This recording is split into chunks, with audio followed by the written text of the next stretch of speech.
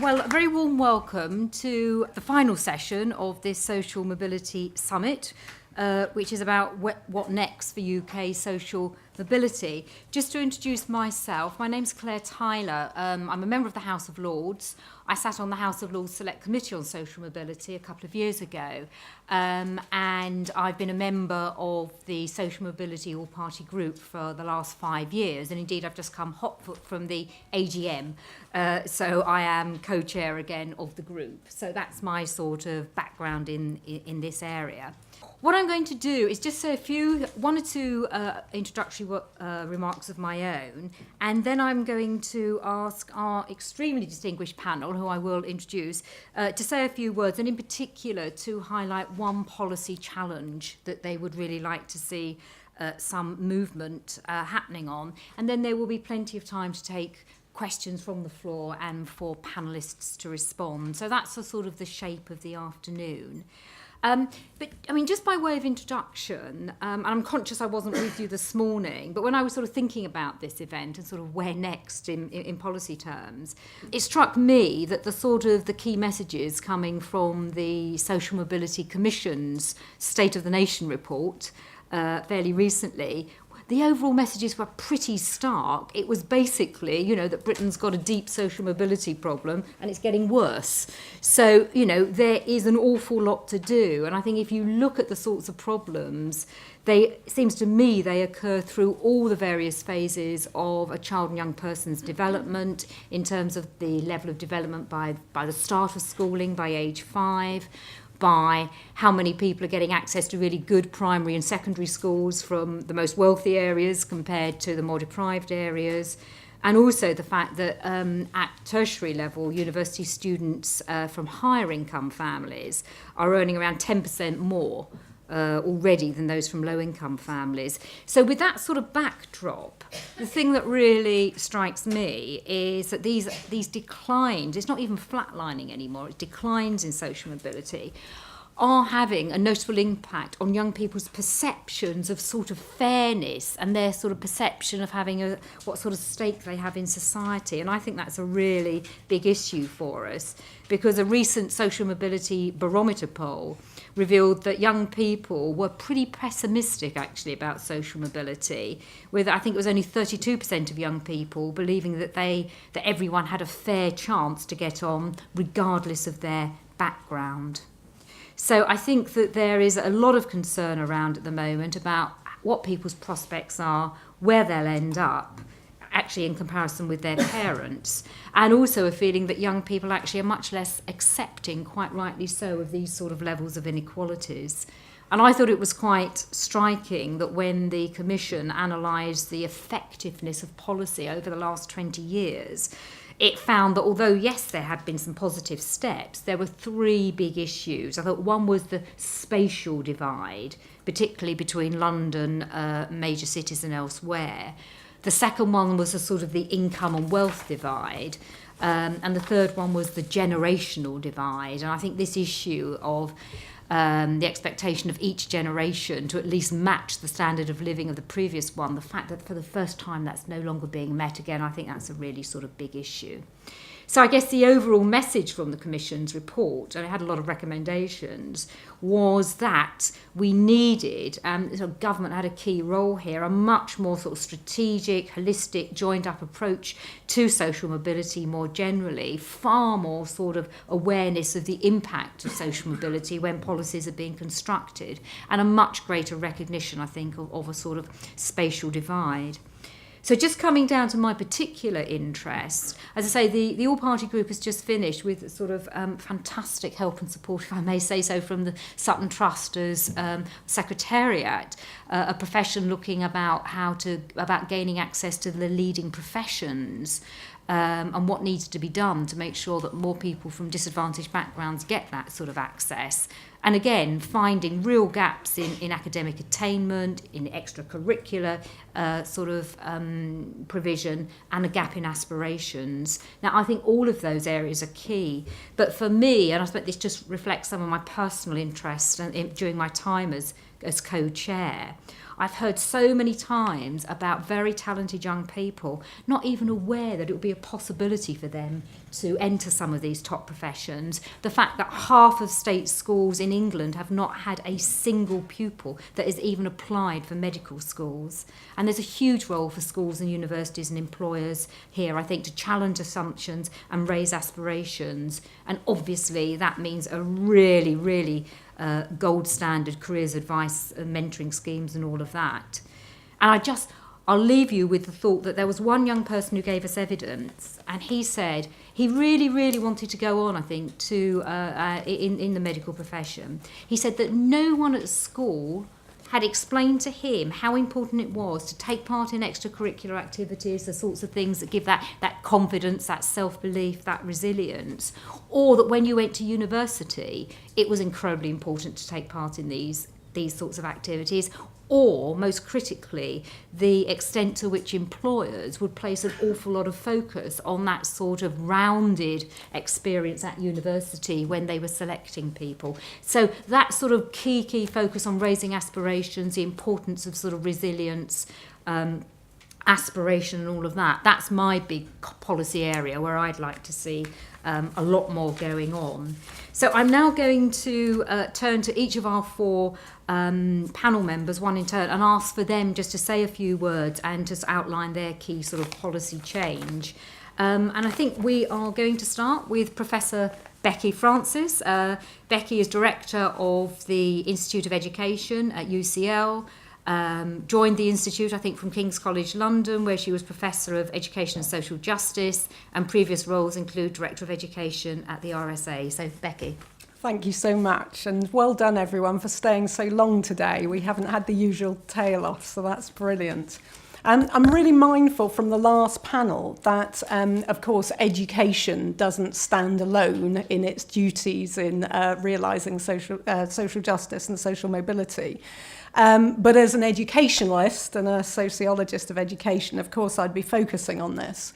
And so for me, the key area of policy change, based on the evidence, would be finding ways to support and incentivise the quality of teaching in areas of social disadvantage and indeed schools that are particularly struggling. Within the field of education, we know that this is the most important thing because within educational provision, teacher quality has the biggest impact on outcomes, and we know that that's particularly true for kids from socially disadvantaged backgrounds. And we also know that much of the socioeconomic gap in higher education participation is due to, certainly in the case of kids on free school meals, those kids not getting sufficiently good GCSEs. So once that you strip out those prior measures at GCSE, there's actually very little gap in access. So, again, outcomes within the mainstream education system, absolutely key. And interestingly, we know a lot about what doesn't incentivise teachers to take jobs in disadvantaged areas and struggling schools, but we know much less about what does. So I think there's a real gap here. In terms of the priority, efforts should be especially strongly targeted on the early years and primary education, because again, my colleagues at the IOE, Alice Sullivan and her colleagues, have shown from the birth cohort studies of the 1970s that most of the link between social origins at birth and social class destinations in midlife is accounted for by cognitive scores up to the age of 10. But subsequent educational attainment still matters over and above that, of course, as well. So if we think about how do we do that then, we really need to think, I think, about, the ways that we might actually achieve this, because it's one thing to say it, but a very different point about how we action it. Clearly, we need to address the workload point that seems to be majorly impacting both recruitment and retention in the education profession at present, and we need to make sure the rewards are better. If we want the best people in our system, we really need to be able to celebrate them. Once we've fixed the issue of supply, we may need to take a tighter view about the quality of entry and initial teacher education. And of course, there's the ongoing matter of CPD and the importance of high quality CPD.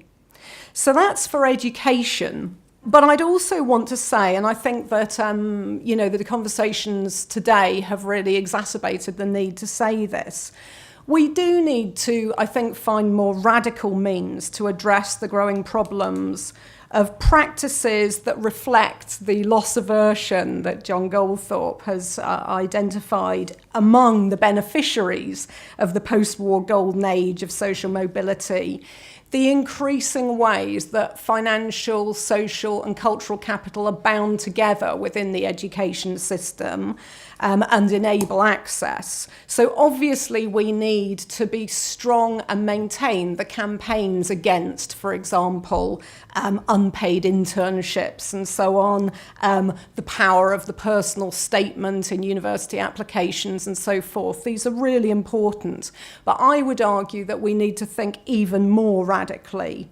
Now, we know that socially progressive funding under New Labour did relatively little to close gaps, probably precisely because the wealth gap didn't close.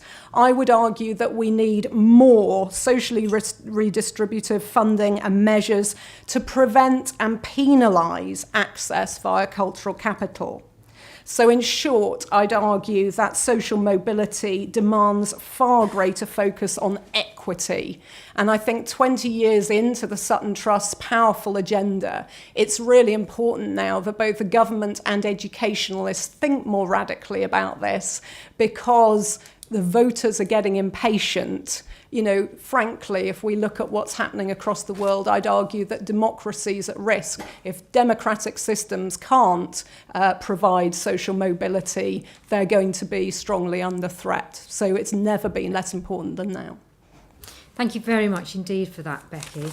I'm now going to ask Emran Mian if he would say a few words. Emran is Director of Strategy and Social Mobility at the Department for Education, joined the civil service in 2002, I think, from an initial background as a lawyer. And I think very interestingly, from that sort of cross-government perspective we've already been talking about, has worked in the Ministry of Justice, Department for Business and the Cabinet Office. So, Emran, over to you.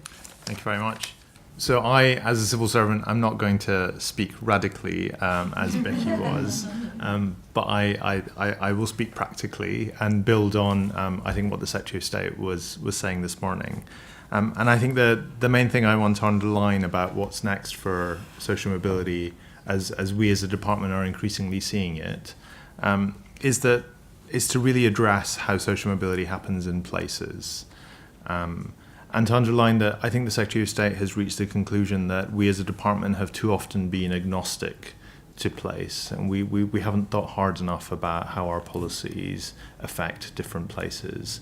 To give an example of that, in terms of the ways in which we act as a department and we fund as a department to improve capacity in the system, we potentially contribute to a cycle of improvement in areas of the country where outcomes are already pretty good. So we take schools that are already good and outstanding, and we support them in developing their capacity. So we allow them to kind of, sometimes our funding criteria mean they do better in the competition for school improvement funding, and then they get better again. Now that's fantastic to watch. There's a virtuous cycle there of school improvement, but it does mean that in parts of the country where you might have much higher density of requires improvement schools, you don't see that same virtuous cycle emerging. And so I think kind of the big thing that we're trying to do as a department is really pay much more attention to how social mobility happens in places. The most intense form of that attention to place is opportunity areas, where we've taken 12 areas, which are all in the bottom quartile of areas identified by the Social Mobility Commission. And we've picked a mix of areas, so areas that are urban, areas that are rural, areas in different parts of the country. And the approach is to allow those areas to take the lead in coming forward with what they think will work for them in terms of improving educational outcomes and social mobility in that area. And we do now, and I think we have a responsibility now, given that the Department for Education is larger than it was before, so with higher education and further education coming in, to think much more actively as well about the transitions of young people from the bits of the education system that we fund and oversee into the labour market.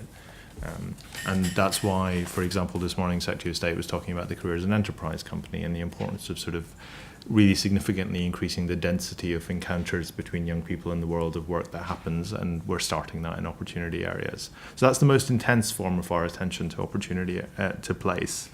I think the next tier of that is thinking about the 1/3 of areas in the country that are characterised by disadvantage.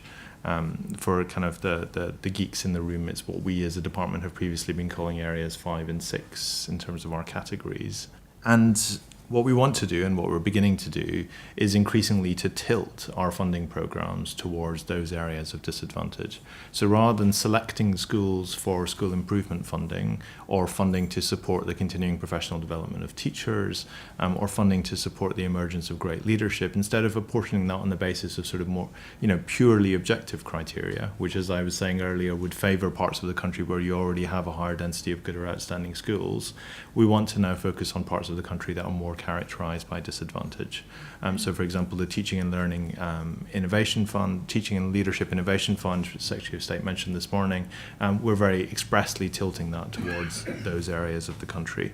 That's what we've done so far, and I think what I'd really welcome is for people to help us to think about how is it that we might continue to focus on place as a department. Where is it that the things that we do as a department actually consciously or unconsciously build on existing biases in the system rather than leaning against them? Thank you very much indeed. I'm now going to turn to Naomi Eisenstadt, who has a very long and distinguished career, both in the voluntary sector and the civil service, but is currently the independent advisor on polity and inequality for the Scottish Government, and recently, as I'm sure you know, published her report to the Scottish Government, Shifting the Curve, which identified a raft of recommendations that could significantly reduce poverty in Scotland. So, Naomi. Thank you very much, Claire. Just actually more recently, just published Life Chances of Young People in Scotland, which is about 16 to 24-year-olds, and I'm now the Deputy Chair of the Poverty and Inequality Commission for the Scottish Government. I'm no longer the independent advisor. But I do commend you to look at the life chances of young people that I've just published, because it does, the recommendations in it reflect a lot of the discussion today, including some of the things that the government is doing here in England. I'm going to start with where I think is the most important thing I heard today, and I was really delighted to hear it, and that's the nature of work and the nature of jobs. And I think there are practical things that government can do, but it has to be joined up government, which I didn't hear from the Secretary of State. And my example of that is the brilliant work that the RSA did on what's called inclusive growth. And that's kind of fancy words, and it's just one more bit of all the little jargon. But what I think we need to do is anywhere where there's public sector infrastructure investment, the decisions on where to build new roads, where to extend railways, where to do industry has to be about the poorest areas, and has to be linked to apprenticeships, skills development, and local schools. And that's something government can do, and that's what inclusive growth is all about, is saying that what we used to think of as regeneration, when I was at Shorestad, I used to say, well, regeneration was for the boys, because it was about bricks and mortar and new buildings, and childcare was for the girls, because it was about social investment.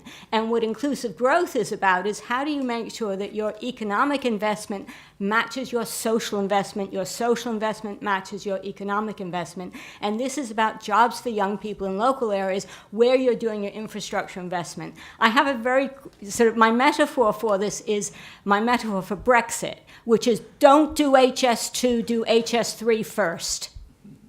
Do your bricks and mortar in the north of England. Don't do anything that's going to bring more business to London, because it's just going to make it worse. And their complaints are legitimate.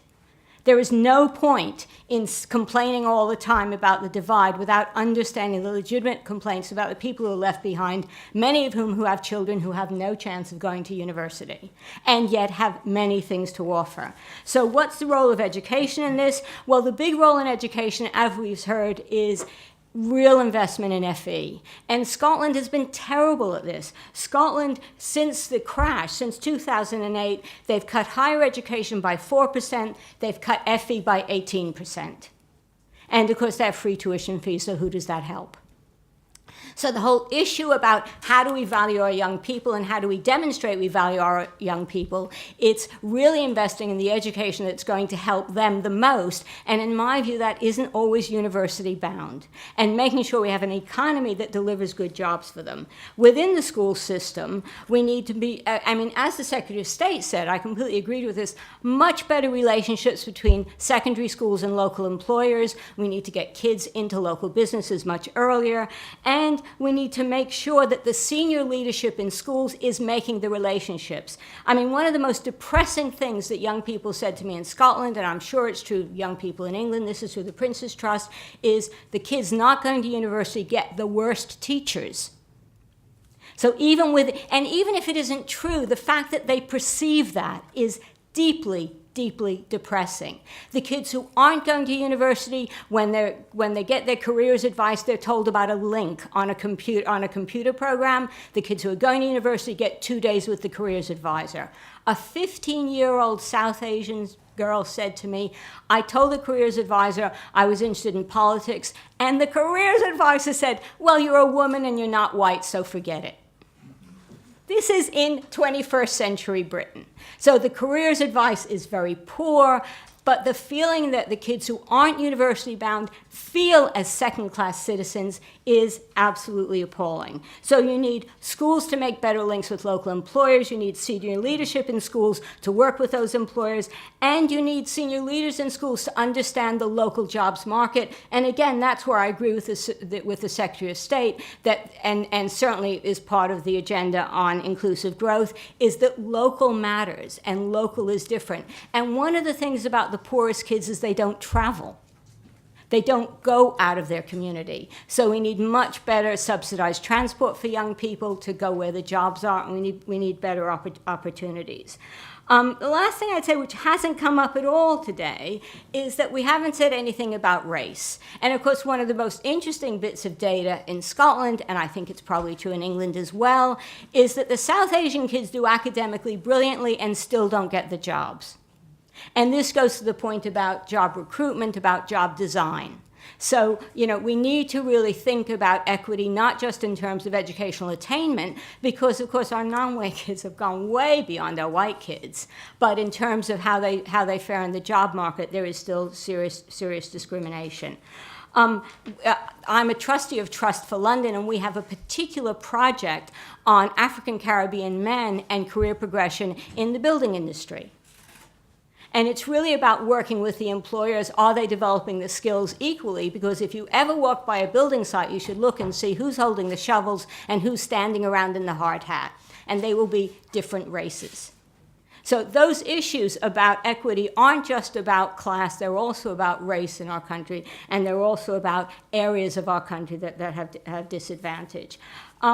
I would say that the most important thing is how do we build an economy that generates these jobs, because if we have the economy, I think the educational system will respond to it and deliver the skills, and it has to be a pull as much as a push. Thank you.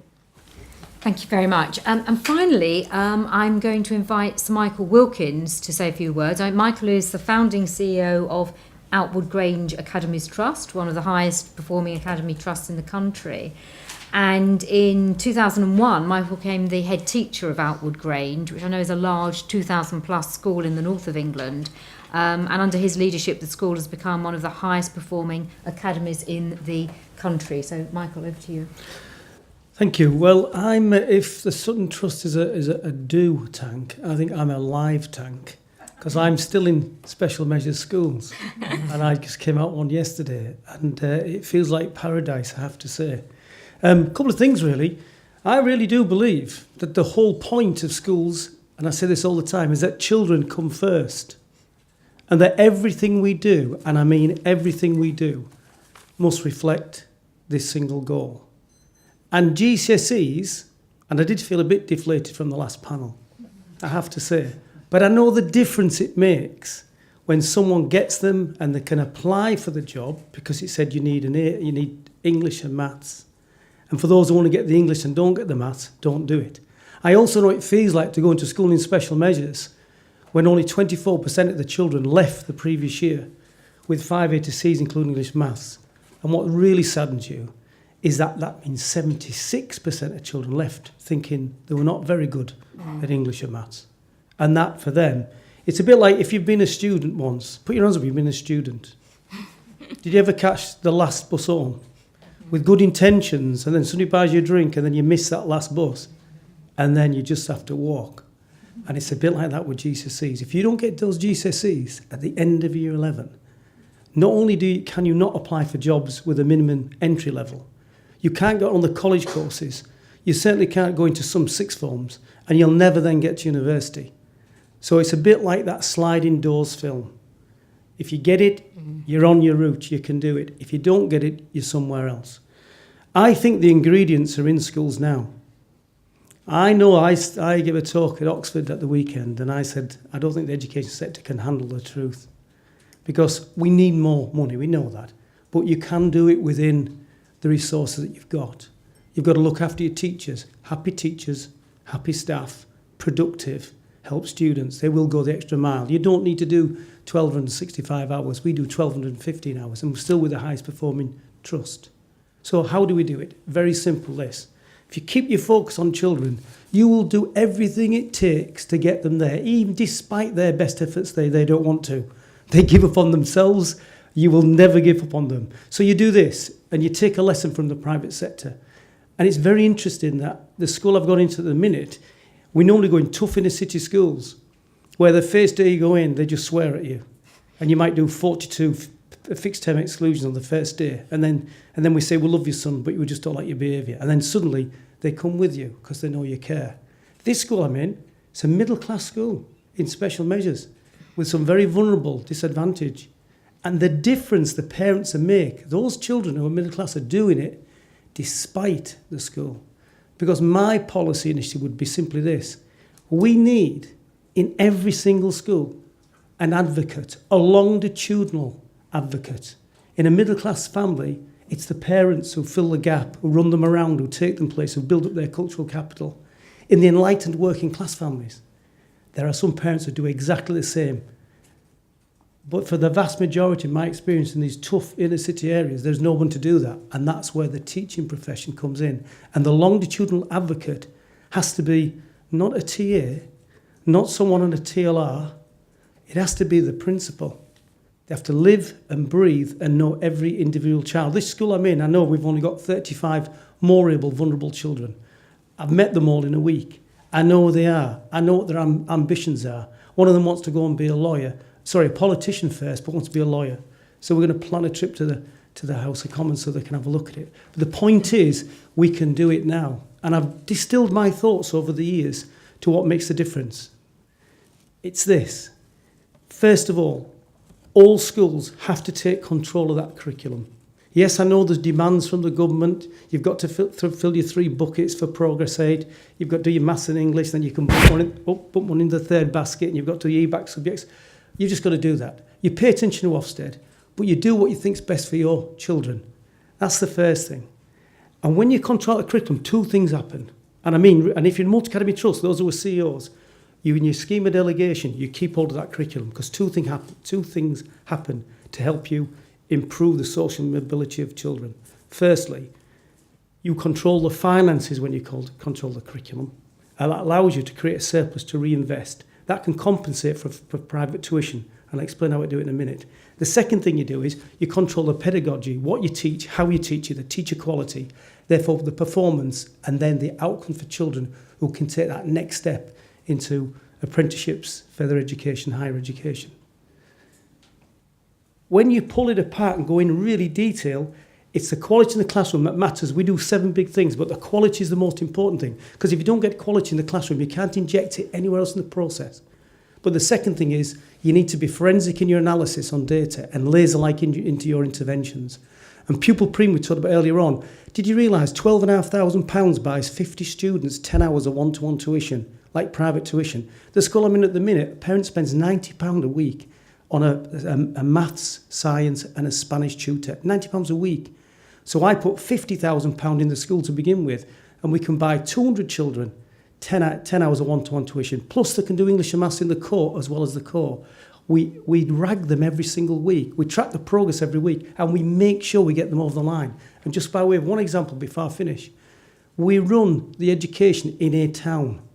2 schools, one in special measure when we went in, one notice to improve. Not keen on school. I've never seen children with tattoos on the necks before. This school, seriously, they assaulted the principal 3 times in the first term.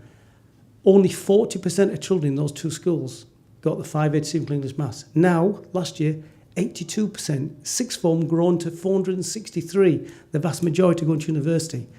That's what you can do when you take control of the ingredients that are already there in the education system.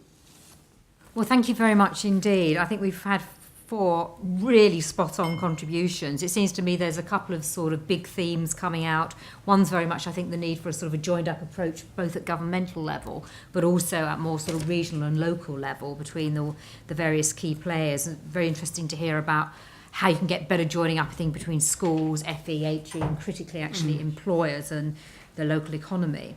I think another second really big theme for me was about putting more focus on place, on disadvantaged areas. I think all of our panellists had interesting things to say there. And I think, as you said, Emran, being sort of less agnostic about the impact that place has. And I think some excellent sort of specific ideas around incentivising teachers to work in particularly disadvantaged areas, the whole issue about the sort of the quality of teaching and what goes on in the classroom, very much like the idea of the longitudinal advocate, and then the link in with the sort of work and all these changes we're hearing so much about in the world of work. So an awful lot, I think, for us to think about going forward. So I would like to finish by thanking the panel very much indeed. Can we give them a round of applause?